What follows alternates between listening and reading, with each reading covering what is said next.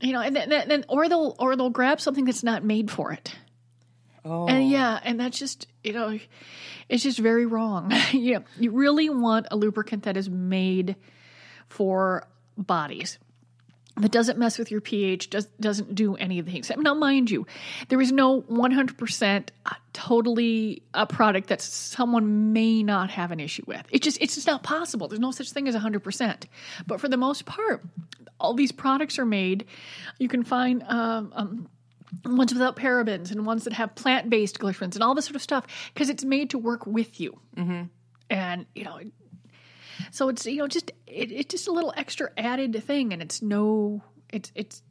just not, it shouldn't be an issue. And right. It is frustrating that it is, but people, they put it this way, if they were willing to answer the study, at least probably got the conversation started in their mind. Yeah. Yeah. So I bet they moved on. A portion of them. Yeah. There's an interesting, article by Dr. Manny Alvarez, and I actually happen to know him. Oh, yeah. He appears a lot on Fox. I know him because my last radio job was a Fox affiliate, and he came on our show every week. Okay. And he was really cool. I mean, just so great to talk about anything that you wanted to. And I just love this guy. So he wrote an article about 5 ways that sex benefits your health. And I thought this was interesting. Number 1, heart disease. Okay, it doesn't surprise you, but this is a study he cites a study out of the New England Research Institute looking at a 16-year time frame. So that's a substantial study that researchers found that men who had sex twice a week decreased their risk of heart disease by 50%. 50. Think about that. That's big. That is very, yeah. Well, I mean, one of it has to do with the fact that if you're healthy enough to have sex you twice sound a week, like a Viagra disclaimer. Yeah, listen to you. Make sure your heart is healthy enough for sex. I'm saying, but if you're already doing it twice a week, the minimum of at least twice a week, you're obviously are healthy enough to get there. If you have to work your way up to but that doesn't mean you shouldn't stop trying. For sure. I'm beginning to think this next one I'm going to have to give you some marching orders on number 2. Mm-hmm. Get this, immunity. So every year when winter hits, okay, check this one out. They did a study of over 100 college students, and they found that the ones who had sex 1 to 2 times a week actually had a 30% increase in IgA levels, which is a really important antibody that protects you against outside foreign substances. Oh yeah, because you're just exposed to more stuff. Oh yeah, that's how that works. I know, but I'm thinking you need to stop with the sanitizer. I never use that shit. Don't you? Yeah, I mean the only time I use it is I have someone or it's in the car because I forgot to grab it. But I had to use the soap in the bathrooms over here, which I cannot stand. Oh God, it stinks like hell. But for the most part, I'll bring it in and I'll use it here. Yeah. I'll bring in my own soap. Yeah. But no, I would, somehow if they could find a direct correlation between, between bronchitis and asthma and sex? Well, asthma, because that's the problem. It's the asthma. This one I need to take note of. Pain relief. And they looked at, they looked at migraines in particular, which I have. And I had one last week that for 9 hours I was throwing up or trying to sleep and I couldn't look at the light. Yeah. Do you get the floaties? I don't get the floaties. Oh, okay. My mother did. Okay. So, but no, this is just so severe. And then Carl wanted me to look at these videos of fountains that were spinning. I'm like, are you nuts? I can't look at you right now. Like, go take that moving crap away from me. But no, they said 60% of people that had sex during migraine attacks reported that a backing off of the pain. And they said it doesn't just work for that because again, it has endorphins and dopamine that happen. They also say that prolactin is something that is created from sex, and that helps you sleep better. So you'll sleep better. But the last one, maybe I don't know. The heart disease one's pretty damn compelling, but cancer. They say that sex decreases men's risk of prostate cancer. Oh, yeah. Yeah. So I thought that was kind of interesting. No, the thing is that when we've had the other folks with actual, doctor degrees and stuff here, they said study after study, you think, oh, that sounds obvious, but then you have to do the studies, and then they do the more studies. And, Yeah. And eventually, maybe people will start believing this stuff, that sex is not evil. It is a good thing. And to have, but I plaster that all over walls. Yeah. You go. So moving kind of into the discussion phase of the program, there's a real giant controversy brewing in San Diego over sex education. And I know, Colleen, you went through this. Why don't you go ahead and set this up? Because this is a passion of yours. Yeah. There is a school district. I'm just going to flip this around here because I need to do that. San Diego Unified, actually. Yeah. And the whole area over there. And the parents are, according to this, parents are shocked. Well, if parents are shocked about sex education, maybe they need to take some sex education classes.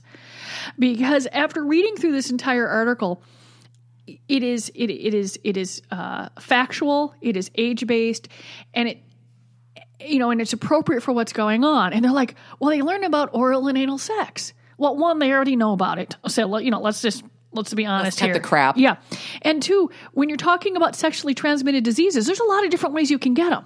Yeah. And, so the fact that they're saying that, people, that you should, they're not saying everyone needs to go out and suddenly become trans. They're just saying these people exist, deal with it. and they're like, it should be, you're taking away parents' choices. No, they're helping their kids. I mean, if parents are shocked, then they need to take this class. They have not learned. But it's just, the law requires, according to this, the new law requires school districts to provide a comprehensive sexual health education and HIV prevention lessons in middle and high school. And it calls for the curriculum to address sexual orientation, gender identities, and sexually transmitted diseases. Because what you're also dealing with here is bullying. I mean, because if someone is considered an other, then they get bullied. Yeah. So it's knowledge that keeps their children and other children safe. And the idea that you would not want your child, it has a lot to do with, I think, anti-scientific thought. My opinion is just as good as your facts. Bullshit. And so they're just, and in the absolute arena of degrading knowledge, and the idea that knowledge is good now is just frightening. I mean, there's a reason why sexually transmitted diseases are going through the roof. Yeah. There's a reason why there's pockets of folks, picking up the HIV. There's all of these things is because people don't understand how sex works. It is not little birds and bees, and it's not a little roadmap. You need to, they're saying, the sites are pornographic. No, that's what a human body looks like, and it's not pornographic. Yep. They don't know. I mean, a kid, a kid at 10 years old wants to know if their body is, this is middle high, so let's say 13. A kid at 13 years old wants to know if their body is, okay. Yeah. And so you end up with all this other crap that we talk about in their 40s, 50s, and 60s where they can't talk to anyone. Yep. Because they didn't learn crap when they just shoved it all down. Right. And it's just, the materials they're teaching are graphic and pornographic and go well beyond the law. Bullshit. I mean, it's a human body, and this is how human bodies work. And then what they're trying to do is give them, like I said, it's comprehensive sexual education. It's more than here's a penis, and here is, here's male genitalia and here's female genitalia. We'll say that because there's so many words for female genitalia. And then they go together. Well, there's other things. And if you don't know about the other things, about the emotional attachments and the respect and the consent, which is what all this other stuff is, then you end up with this massive rape, issue that we have. And I read this stuff and I'm like, someone just has to say, shut up. These are the facts. You don't have, you can go live under a rock, but we're going to make sure that your child doesn't live under a rock. Because if your child lives under a rock, they could, it's sort of like the vaccination stuff. Yeah. They could harm other people. Yep. No, I know. It's your thing. I'm just a little surprised that this is taking place in San Diego, quite frankly, and not somewhere, in middle America.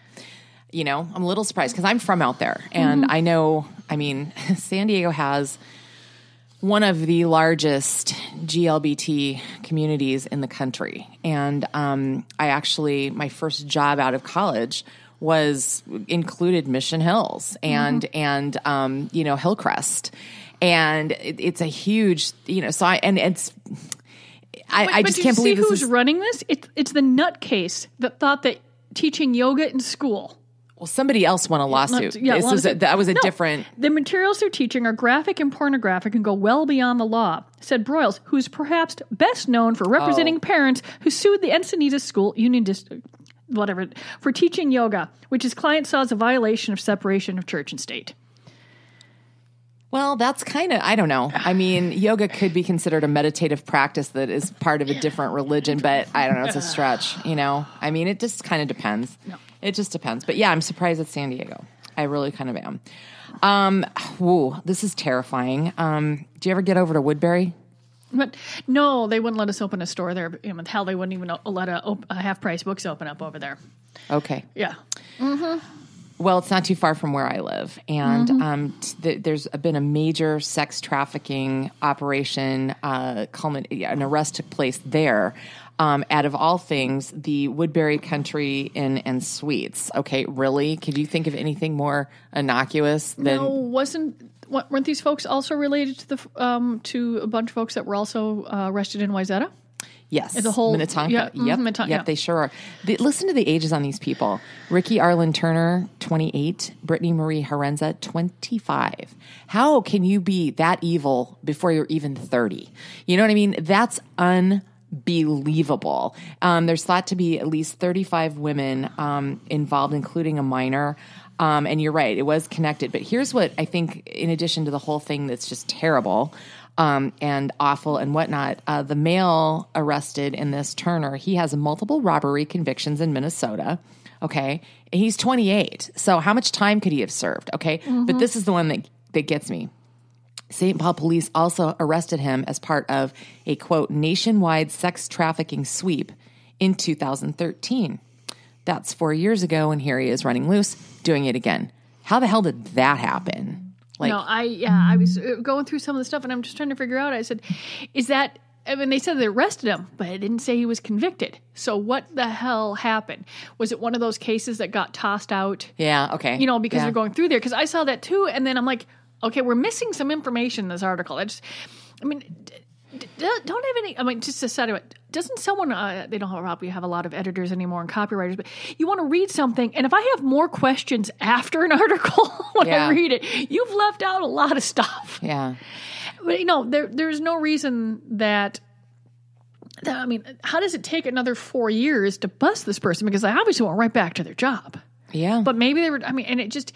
I know they're trying to probably not have it tossed out again, and I know that it's not the easiest, and folks tend to be, and if you're, it's not a 1 hour Law and Order episode, right? Shit takes time, but that is. I was just going through this. I'm like, this is just fascinating, and it does definitely prove that it's not like an other problem. It's not a big city problem. We're a medium city. Mm-hmm. This shit is all over the place, and it has a lot. Once again, I think it has a lot to do with the fact that a lot of these folks that end up being trafficked don't know their rights, don't know, that their body is their own. There's a lot of stuff going on there. They're easily exploited because there's no resources for their families. Okay. And then, so you've got this pile of victims, runaways, and a bunch of other folks, or folks that are, and then they're so ashamed about sex that they're, and then violence. That, I think the only person that's ever, Elizabeth Smart was the same thing. She's stolen. Oh. But, and she didn't want to say anything because she thought she was now a used piece of gum. Yeah. And, and it all goes in there because you've got folks that think that they have rights to other people's bodies. Yeah. And then folks that don't know enough that they don't know that's, Let me just ask you this. And then just the fact that, I'm so glad it got busted and it was nationwide. It's going to break things up. But, what? There's got to be folks out there, besides education, just telling people that it is wrong to do this. Just, I mean, we can